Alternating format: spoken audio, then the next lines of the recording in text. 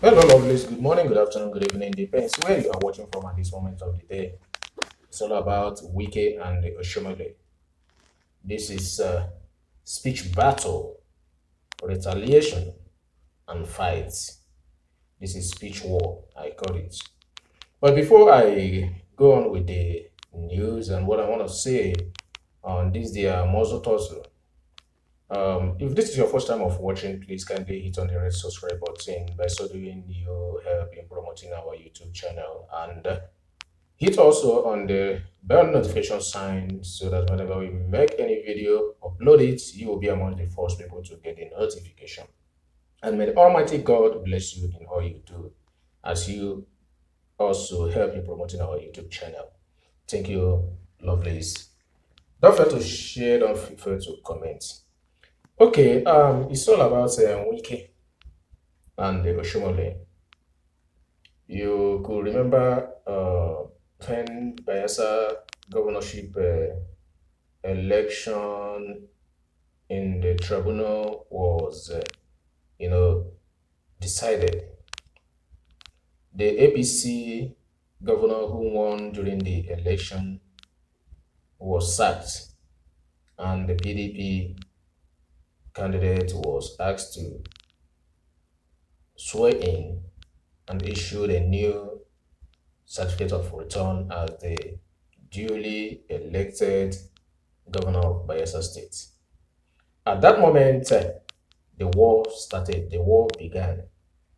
The national chairman of All Progressive Congress APC, Comrade Adams Oshomhole, blown out authoritatively as the chairman of the ruling party that there must not be any inauguration or swearing in of any governor in that state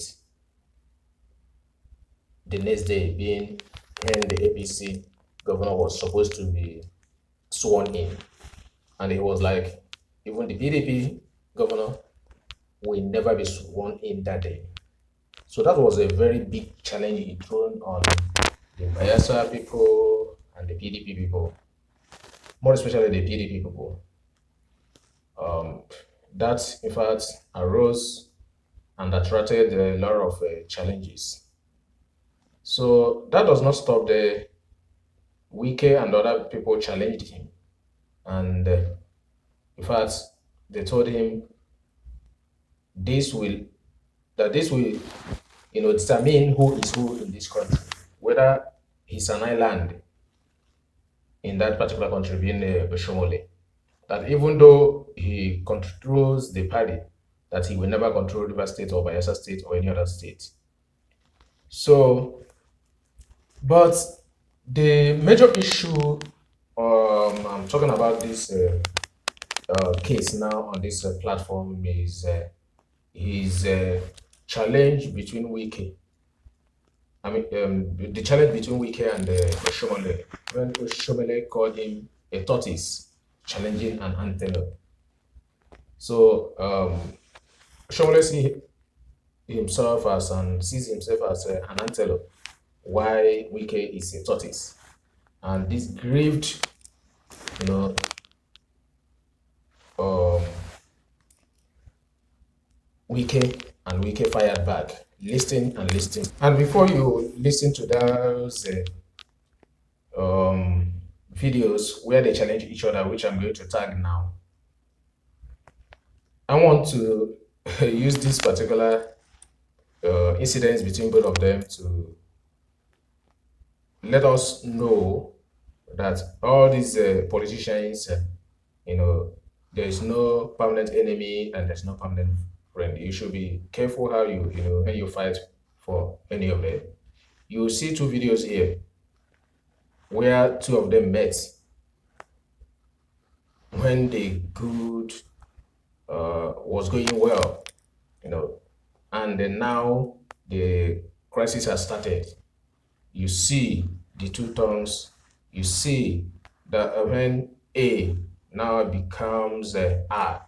So I want you to actually watch this video to the end Watch the first clip and watch the second clip and tell me what you think about these two people.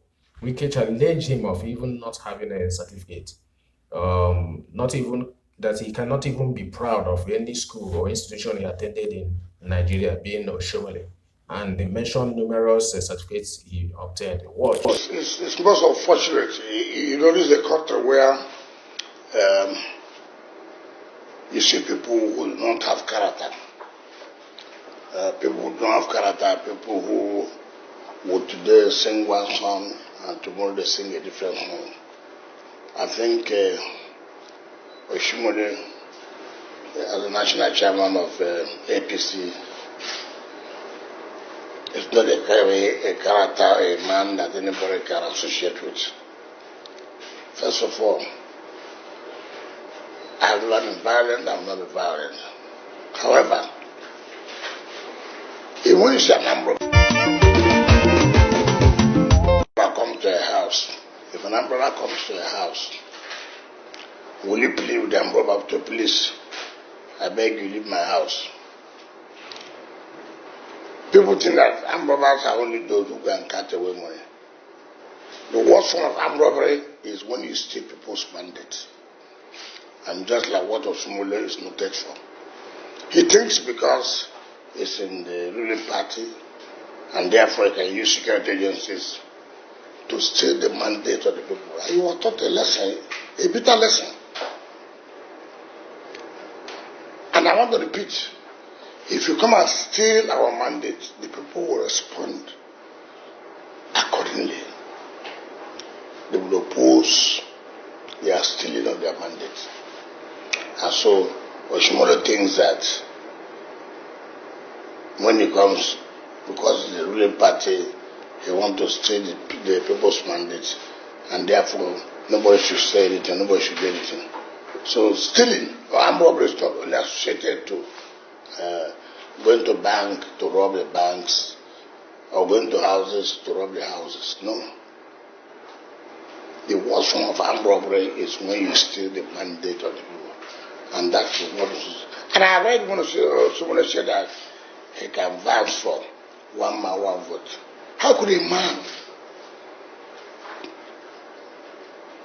cannot be defined to be of social character? Oshomhole did everything and was bleeding. When Jonathan made sure the election was free and fair, Oshomhole came to the villa and thanked Jonathan for one man, one vote. But when Jonathan left office, one of the reasons why I don't go to the National Council NEC meeting, it's because people like Oshomhole, as at then, when he was a member. Then when Jonathan left, there was no day in the NEC meeting Oshomhole would not bring Jonathan down. Meanwhile, that was the same man Oshomhole went to praise, that for him to allow one man, one vote. But when the man left, Oshomhole changed. That is his character.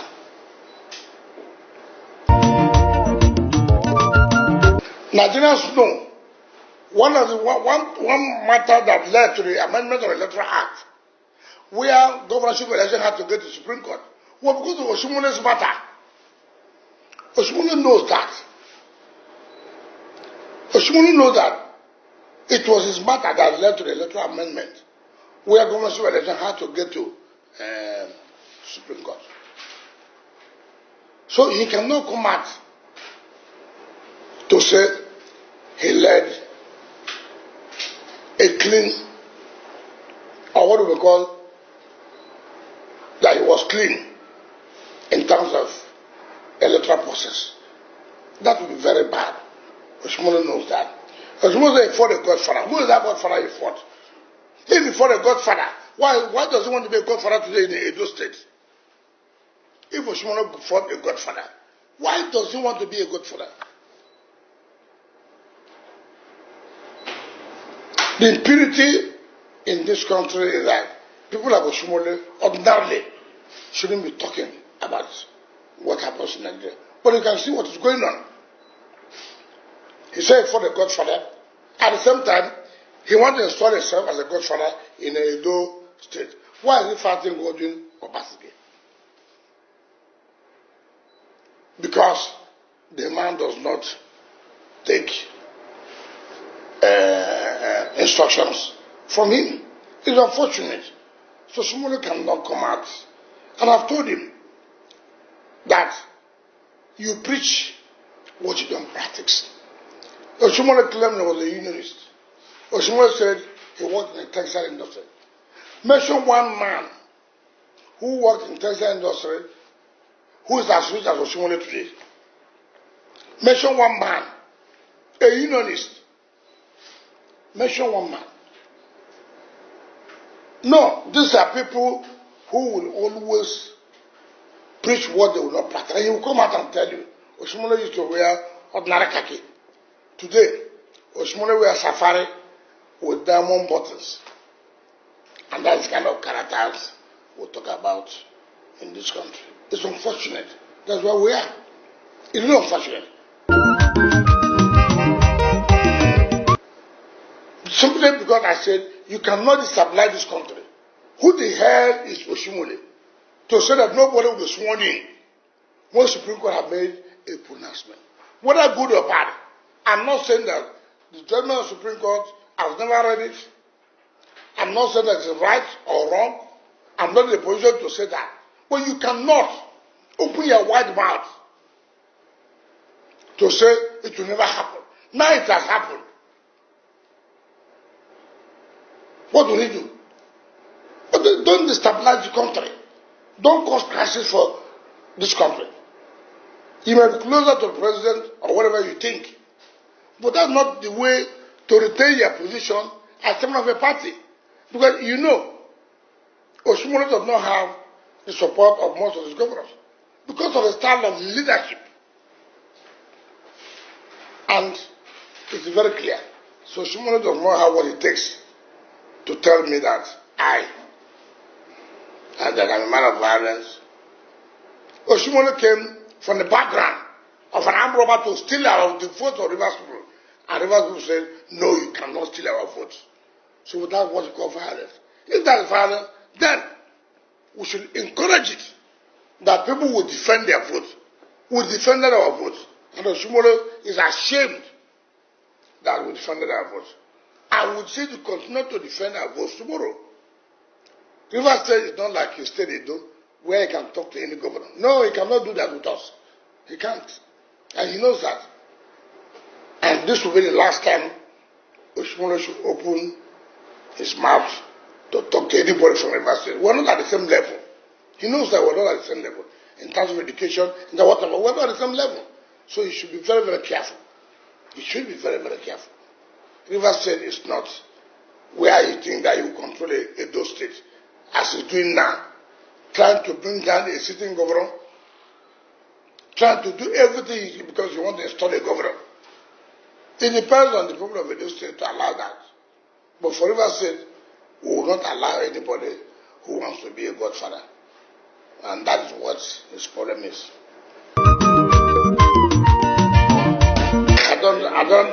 I don't understand what he means that. That's an illiterate talk. Anybody who knows me knows the word very well. I speak out my mouth all the time. If people do something that's not right, I've told people that what I do is not right. I'm a complete and unrepentable member of PDP. Oshomhole knows that. Oshomhole cannot say that I've met him one day. He cannot say that. That I've met him one day to say, I want to be in the party he controls. It's not possible. Most of my colleagues have told me how arrogant and how tyrant such a person can be. I'm not at the same level of Oshomhole. How can you say my dubious membership of PDP? Oshomhole cannot, he does not have the qualification to tell me that. First of all, I'm well groomed, I'm educated. So he cannot tell me we're not at the same path. It's not possible for him to come and tell me dubious membership of PDP. I'm not how. PDP is a party anybody would want to be. Yes, there could be some problems one way or the other, but does not mean some problems will not be solved. What Oshomhole is doing today is because so many people have told him to leave. And he thinks that by what he's doing now can make him to regain that confidence of those who said he should leave as chairman of his party. That is their problem. It's their problem. It's not my problem. I will not be a member of their party. I've always stood, and they know that. Oshomhole knows that his party will not even score 25% in my state. So what can he talk about dubious membership? He cannot tell me that because, I mean, it is when you see somebody who has nothing to say. There's a proverb in my place that says that when somebody has nothing to say, he says, say how you are. That's how it is. He has nothing to say. He says, say as you be. Now what is that? So, Oshomhole has nothing to say about me. Nobody has, and I want to tell you, his party, his government is probing him about the so-called hospital he said he built. I'm not the one. So he should face his problems. But shame should be on him that at the end of the day, that the PDP governorship can have been sworn in as the governor of Bayelsa State. Because you can't come out and open your mouth and say it will never happen. Now it has happened. If I were him, haven't happened. What do you do? I will resign. I will leave. What I said did not happen. And so I cannot begin to. I'm not his friend, so he cannot say my friend. I'm not his friend. I mean, how can I be a friend to somebody who will say one thing today, tomorrow he says another thing, in the night he visits a social person, the other day he says, that's not me. When I want to see, I see in the daytime. When somebody visits people night, so it's very, very unfortunate for him. And I pity him that all his efforts to regain his chairmanship is left for his party. I have no business who will be the chairman of their party, but all he's doing today, because the governors and some member or leaders of the party are saying that this man cannot lead our party. Oshomhole has said. He's a man who talks and he opens his mouth anyhow. He comes up, he says anything. No, he cannot talk to any reverse person like that. It's not possible. And this will be his last time. The moment he goes further, then you will know that Rivers State is not what he thinks he's doing in Edo State. We will tell him where he belongs. I will tell him where he goes in the night and where he goes in the daytime.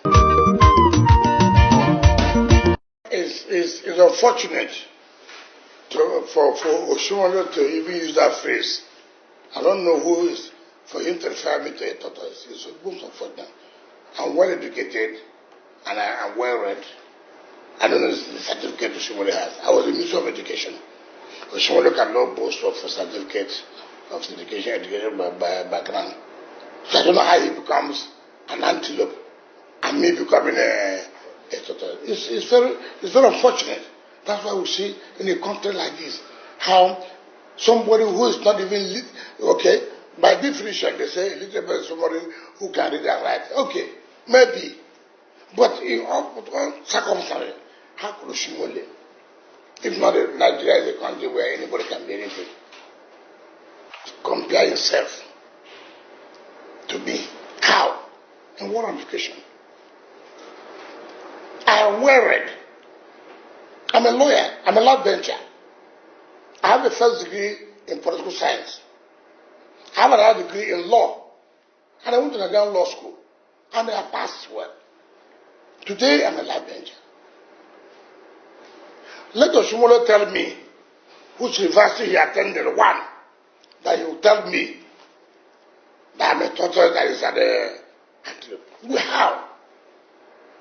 Because what he does as a unionist to enrich himself before now, how did he become the governor of Edo State. Who doesn't know? Oshomhole cannot. He does not have what it takes to say it's an antelope and I'm a tortoise. It's most unfortunate. That's why anyway, in a country that we're in, people who cannot even boast of any certificate can be anything. Oshomhole is the national chairman of a party. It's most unfortunate. If it was not based on qualification, how? From where? So it's most unfortunate that Oshomhole will use that word to say a tortoise challenging an antelope. I'm not, look, it's like saying that, in a country where a chimpanzee can be anything. It's unfortunate. With all due respect, how can he look at me and say a tortoise challenging an antelope? How has Oshomhole come to be an antelope? How? Let Oshomhole tell me why university he attended. One. Let Oshomhole tell me one secondary school he attended and had a certificate. I attended University of Port Harcourt. I attended River State University. I attended Nigerian Law School. I had my youth service in the former Gongola State. And then when Gongola State was divided into Taraba and Adamawa State, we are now moved to Taraba. And I served with National Rotary Agency in Taku. Let Oshomhole say where he did so. How dare he open his mouth to say that a tortoise challenging an antelope? He had become an antelope because Nigeria is a country where anybody, look at him, he now became chairman of, unfortunately, a ruling party. Because Nigerians never knew that they were selling lies to them. Nigerians never knew that all they were telling them were not correct. So today, Oshomhole has become an antelope. Oshomhole from where?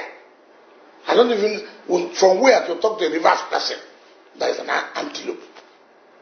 And then I'm a tortoise. It's most unfortunate. So, Oshomhole come out and realize his background, his qualification, what he has achieved in life. I was the chairman of the local government. I was the chief of staff. I was a minister. And today I'm a governor. By the grace of God, it's a second-time serving governor. And I had my educational qualification. Let him come out and tell us, except that he became a governor through dubious way. Dubious way. Everyone knows that. And that was what led to the amendment of the Electoral Act that said governorship elections will no longer end at the Court of Appeal. I mean, the governorship matter in terms of the election will not end at the Court of Appeal, but you get to Supreme Court. It was because of Oshomhole's matter, and everybody knew what happened that time. And so he now has the temerity, the audacity to say nobody will be sworn in.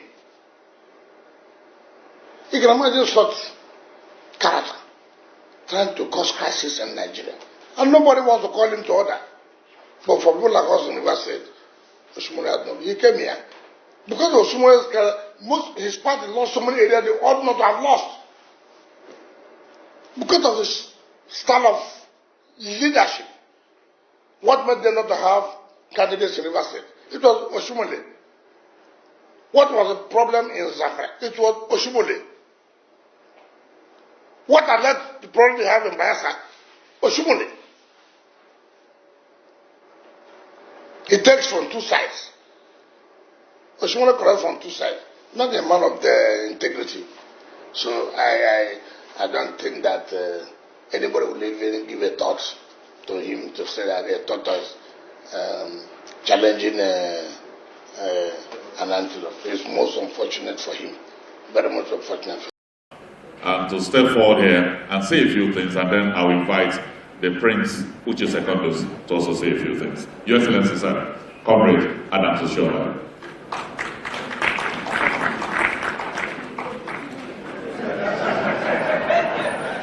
Sir, you have a microphone in front of you in case you want to speak from there.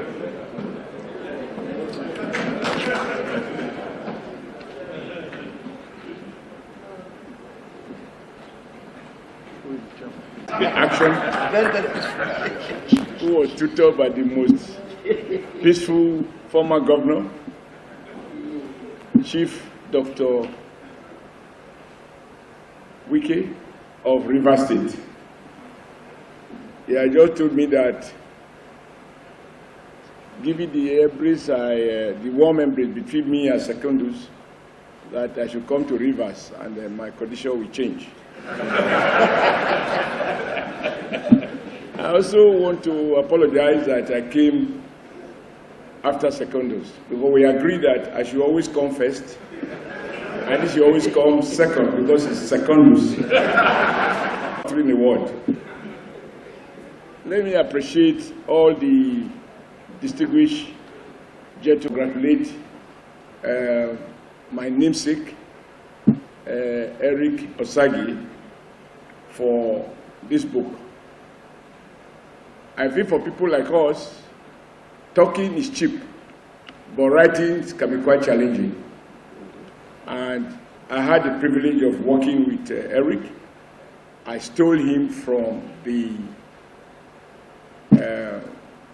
Sun newspapers on a sunny day, smuggled him into Benin, and tried to domesticate him. But hard as I tried, I could not perfect the process, and Eric escaped back to the Sun newspapers and rose to become the MD and CEO. So you can see that for several reasons, I can lay claim to knowing a little bit of Eric. And I want to join your well-wishers, your friends, your colleagues in congratulating you for this laudable effort. One of the weaknesses in our society is that each and every one of us here have one experience or the other, but we lack either the capacity or the will to document it so that others can read from our own experiences and learn one or two things from it. I am not a journalist, although as president of NSC, I was the proprietor of Labor News. And then when I became the governor of Edo State, I was also the proprietor of Edo Broadcasting Service and the most popular newspaper in Nigeria, the Nigeria Observer. And I remember a former editor of that newspaper publishing a wrong photograph of a military governor, of a military governor's wife. It was not the best picture, and for that he spent some time at Oko prison. But I didn't detain any journalist on account of whether he wrote or he didn't write while I was the proprietor of this new media outfit. But on a serious note, I think it is nice to have moments like this to reflect. And I just want to share my own ignorance, since I can't lay claim to any knowledge about journalism. When I watch interviewers abroad, I see fearlessness, I see courage. I don't hear, when I watch any of the international cable network, I don't hear any interviewer interviewing Trump saying, "Your Excellency." Not because Trump is not particularly excellent, but even excellent Obama. I never heard or watched any media man interviewing him or asking a question saying, "Your Excellency." All I just hear at best is President Barack Obama. But in Nigeria, the journalists make you feel that you're already superhuman. And he asks you questions that sometimes for me are quite patronizing. And you get away with so much half-truth without the right to interrogate even obvious lies. For example, somebody said, let Eric go and interview President Muhammadu Buhari. He will be the easiest person to interview. He doesn't wear boxing gloves. He talks in soft tone. And if he's not sure what you mean, he looks at you, and that itself is a reply. I will take Eric, provided he pays me a little bit of consultancy, because we are in a market-driven economy. I can fix it if the fee is right, and he'll have an interview with Nigeria president. But I watched an interview with a former president, and I believe that many of us here watch it, even the man who reviewed this book didn't refer to it, when the host of Hard Talk, that popular BBC host, he asked a Nigeria president, I have enough trouble right now, so I will add to the trouble, and so I will mention no name, but we can know the person. He knows the person, he has associated with the person, he's been groomed under the person, and he's still being overseen by the person. And they asked him 2 questions that I found interesting, different interviews. The man started by giving lectures as he has always done. He has all the answers, only the rest of us don't know the answers. And he said the problem of Africa is lack of population control. Our population is growing at the average of 3% or more, and yet the average economy is growing far less than that. And that is why poverty will remain endemic. So in terms of looking at holistic approach to the African poverty situation, we cannot but focus on the question of population growth. And then this fearless, professional British BBC Hard Talk host asked him, since you were the president of Africa's most populous nation, how many did you contribute to this population? How many children did you have? And how many wives have you married, whether now or before, or all your life? I thought for me that was courageous, that leaders should not preach what they are not doing. You can't be on record as having so many wives, both registered and unregistered, several children, some in dispute, and yet you go to the Queensland and lecture about population. You ought to have married 1 wife and maybe 2 children, and then use yourself as example. But if you are part of those who help to create the problem, and therefore become role model for the younger ones, there is a problem. I thought that a Nigerian editor should find courage to do a thing like that, to say what you are saying you are not. The second one was, I think on that same Hard Talk, they had this same big man, very, very big man. He writes letters a lot. Even though there are no post office, I don't know where they are delivered. And then they asked him, and he spoke, he said, but they said your government, there was a lot of corruption in your government. And everybody will testify to that. And he said, did they say I, that is himself, did they say he was corrupt? He said, no, that you superintended over a government that, according to Transparency International, was very corrupt. And you didn't fight it, even though you set up former institutions. He tried to make a distinction between the president and the government. And the man said, but you have a responsibility to enforce law and order. You made those laws. You did not enforce them. For me, talking about courage and professional hazard, that would be, I'm trying to imagine if anybody would have, in this hall, would have asked him such questions, and then he finds his way to his Akpo village to go and sleep as if nothing has happened. But I do agree that asking difficult questions can be a problem, particularly when the answers are not readily available. But the one I sometimes find embarrassing is when the journalist will ask, Mr. Adams, I was in Port Harcourt. Wike said you are a he-goat. So what do you have to say to that? I will say, Wike said I'm a he-goat. You cannot answer the question. Am I a he-goat? Now, I just gave an extreme example of where, particularly in political interviews, where your opponent says things that even the journalist can answer. And then he parrots and takes the question and conveys it to this poor politician and asks him if this allegation is true or not true. I think that from my own observation, when I monitor CNN, BBC, and other things, before the journalist, once he identifies his target and he seeks appointment and is granted, he goes to his newsroom or research department and dig out all the researches, all the statements he made over the past 10, 15 years. So by the time he's talking, if he says anything that contradicts what he had said before, the man will play out the old speech and say, but you said this last time, so what has changed? In Nigeria, unfortunately I have to say we now, very reluctantly, but it is the truth, I have been conscripted into the so-called political people, but I'm a labor man, you are my witness. I was just invited to go to Edo and then one thing led to the other, and I'm here.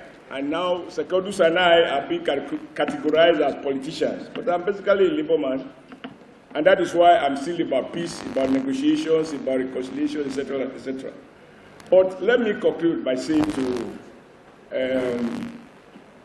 Eric, I appreciate the courage, the discipline, not only to have done those interviews, but also to sit down and try to document them by way of a book so that people like us can read them.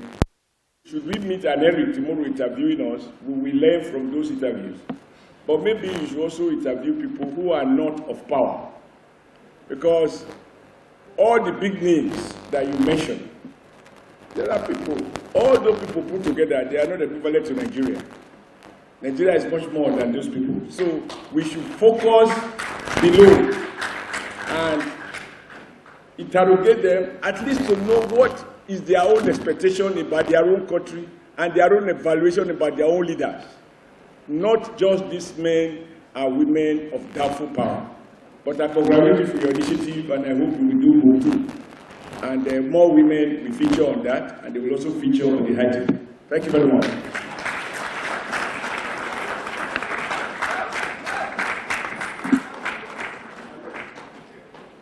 Thank you very much. Let me quickly invite here the chairman of PDP, Prince Uche Secondus.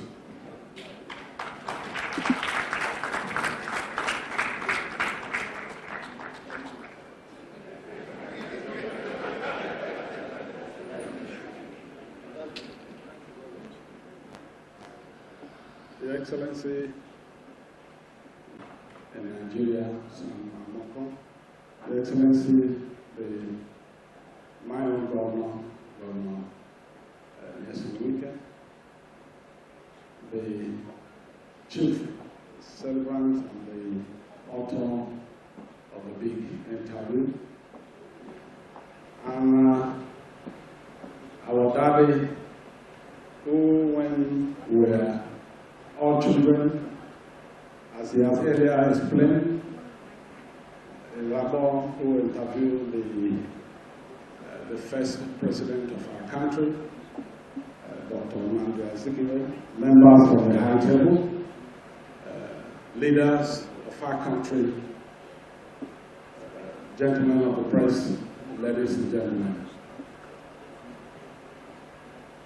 For me, this is one occasion that, as we can see, leaders of various backgrounds, a mixture of both the political leaders and the highly skilled professionals gathered together to launch this important book.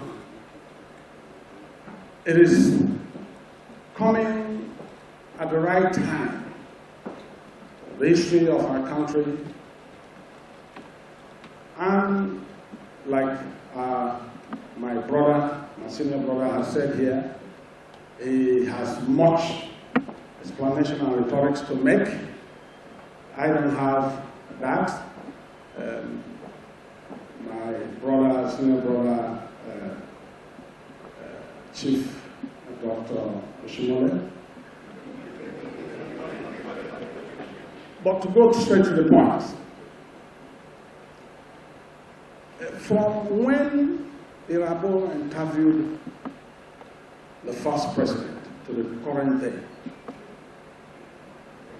as the country, have we witnessed improvement from the First Republic to the Second Republic, to the Third Republic, to the Fourth Republic?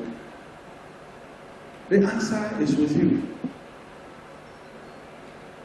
From when the then opposition and now the ruling party has come, have we seen any improvement? The answer is also with you.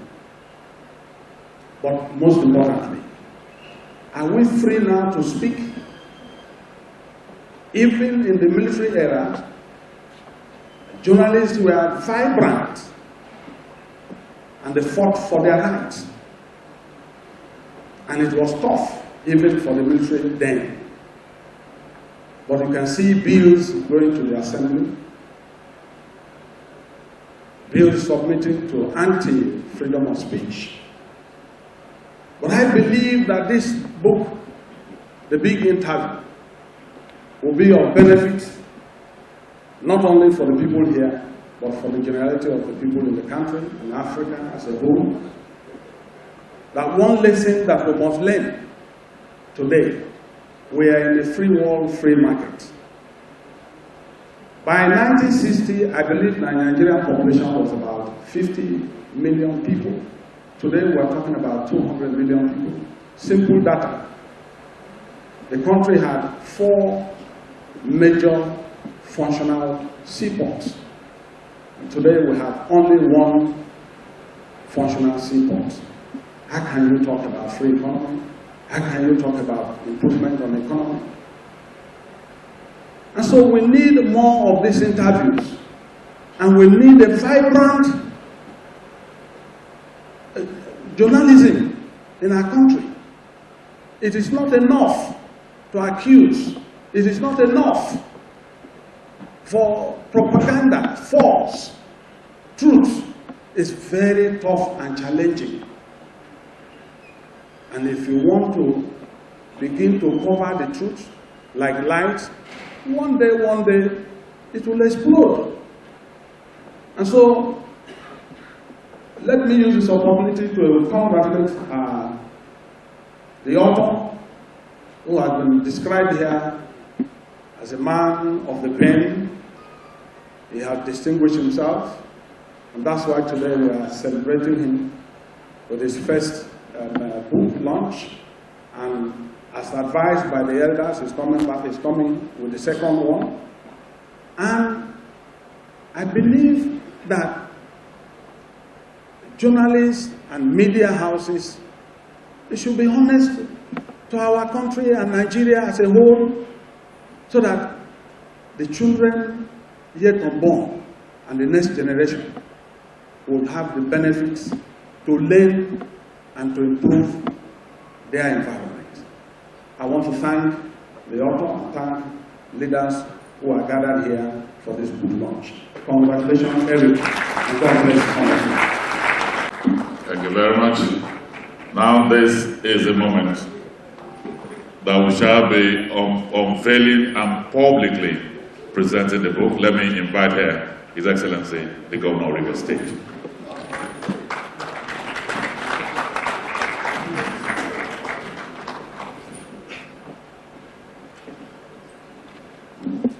Your Excellency, the former governor, I'm the chairman of the Hope of Nigeria, the People's Democratic Party.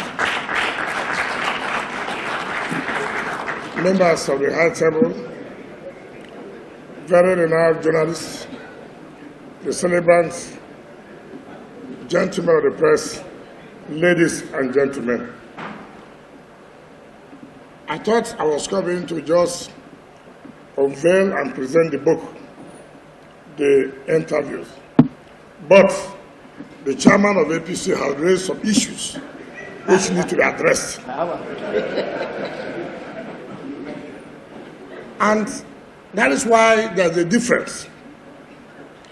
The chairman of APC said it's good for leaders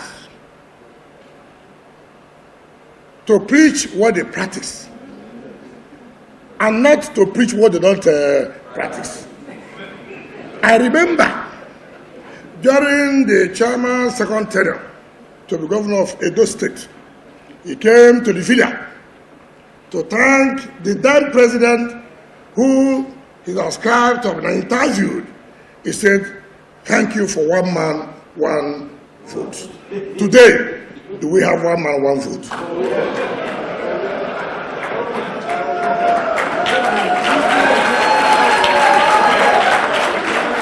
So, you see, so it is very, very, when he had an opportunity to thank a president that said, one man, one vote.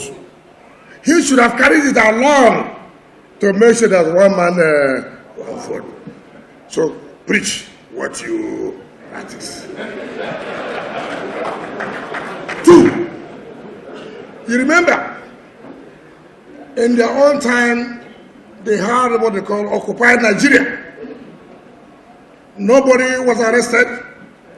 Nobody was sent to jail. Nobody was detained. Nobody disobeyed any court order. Today,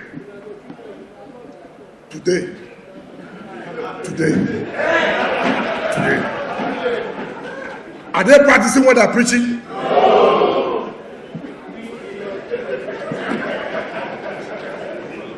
So it is very, very important for us to know where we are. And we cannot be deceived by rhetorics. We cannot be deceived by what we are seeing. All of us know we are not progressing. Rather, we are doing what? Progressing. So my brother, my leader, the chairman, Nigeria is witnessing what to preach, and we are not practicing. So as a leader, I want to come back to you. Please tell our people. In fact, even the BBC had talk. That was the first time I heard that a cabinet member will say he does not like money. It's the first time I've heard that a cabinet member will say he does not like money. Who does not like money here? Who does not like money? Without money, can you pay a children's school fees? Chairman. That is what it is. But let me thank the celebrant, Mr. Eric, for inviting me to be the chief presenter of this book. Eric was one of those who caused problems for this country. I knew Eric, I saw him for the first time 2013, 2014. In one of my friend's office. I won't call his name. He didn't even give me a chance that I would win the election. This Eric you see here. He never gave me a chance that I would win the election. He was one of those, and I want to tell Sam about who said, I said that the media are those responsible. I'm not going to hide it. The truth of the matter is very clear. The truth of the matter is very clear. The role you played before this government came, play the same role now.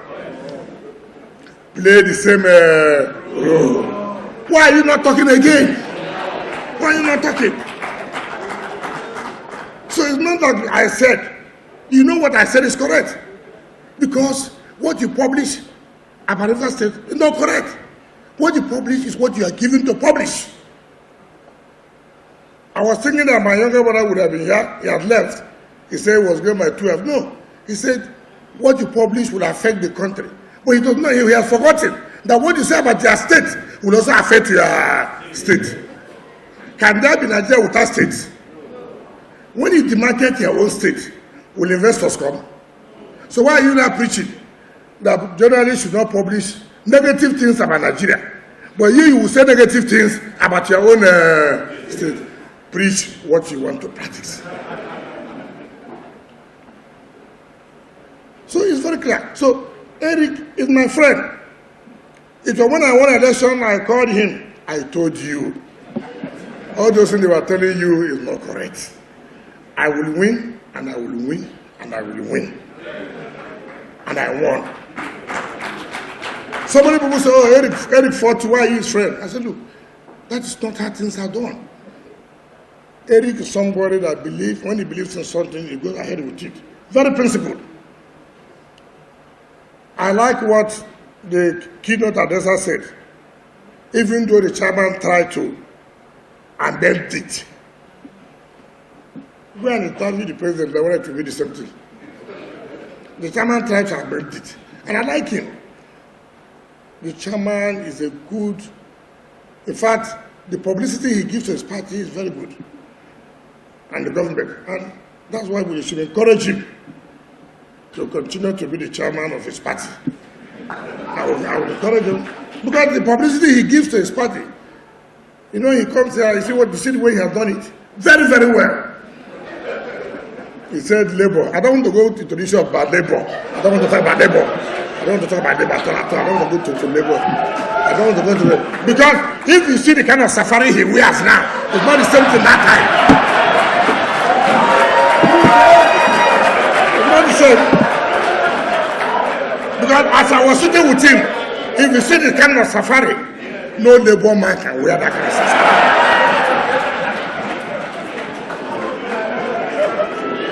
Everybody, it doesn't matter. It's an encouragement to all of us. If you read the book, which I've not had the opportunity, but I believe having the opportunity to interview people like IBB, interview people like Oshomhole, Odegu, these are the big people, and then interview with the laborers. We are the people, not him, we are the people. Then you know that he must have done a thorough work. But encourage him to also come up with volume 2 of this book. Don't end at this point. Make sure, like Tony Redia told you, come up with the second volume of the book. You've done very well. Having worked under Oshomhole and Oshomhole could not convince you, then I know that you're a very strong person. I'm not the one who says so. The chairman said so. So if you want to blame anybody, don't blame me, blame the chairman. He said so. So I want to say that journalists should do the right thing. You don't need to look at faces. Go and interview people, ask the relevant questions that that will help the society. Don't ask questions, you know, sometimes they come. They just want to say, oh, we want to make sure that the public know about you. We want to say, we can package you. Don't package anybody. Your business not to package anybody. Your business is to tell the society a simple truth. I know those, even if I do well, they will never write well about me. I'm not worried too. Don't write.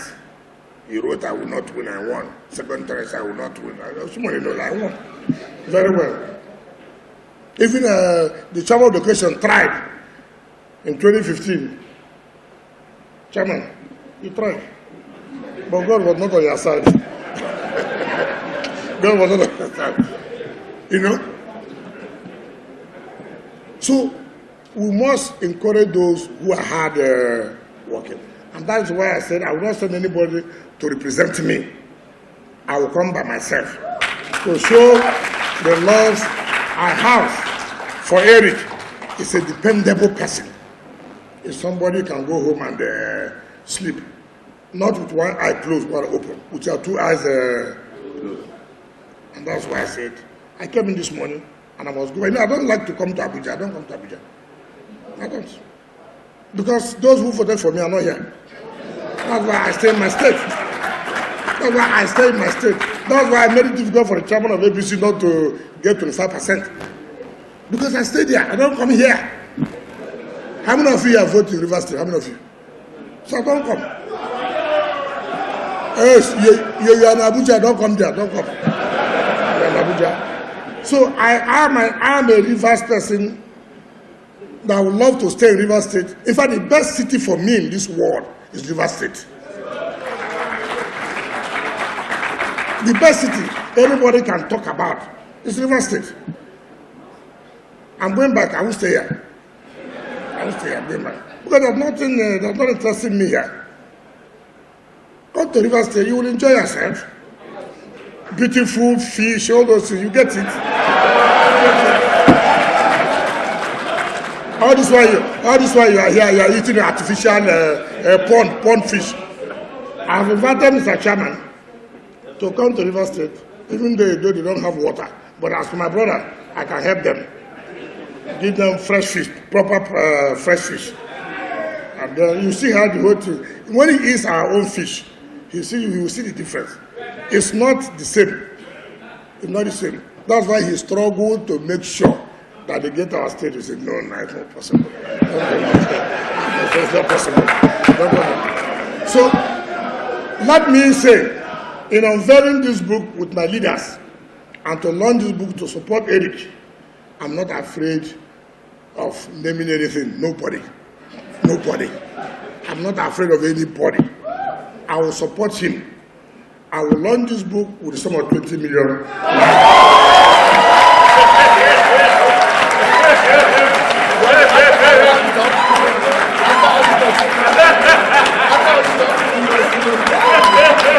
And so I invite my leaders. I invite the chairman of the company party. We are coming to very soon, for us to unveil this book. Good party. I want the leaders to come to unveil this book. That will come, the chairman of PDP.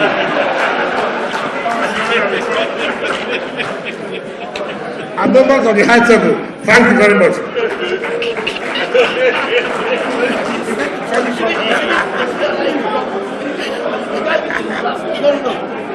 Every member of the top table, and then we'll be hearing the voice of Asina and Captain Bosa after the unveiling. Now there's a big point to start with.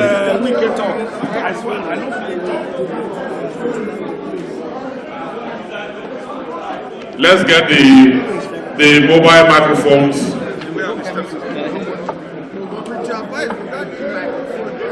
Thank you.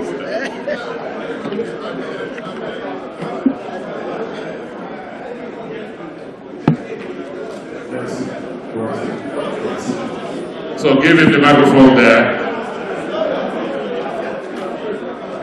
Give him the microphone. We begin to make their pledges now.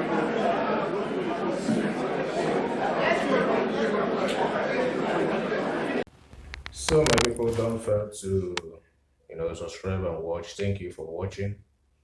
Thank you in advance for sharing and also commenting. I repeat it again. May the Almighty God continue to bless you in your own business as you continue to share and watch and comment. In Jesus' name, amen. Meet you in the next video. Bye. Global Message TV. God bless you. This is Global Message TV. God bless you.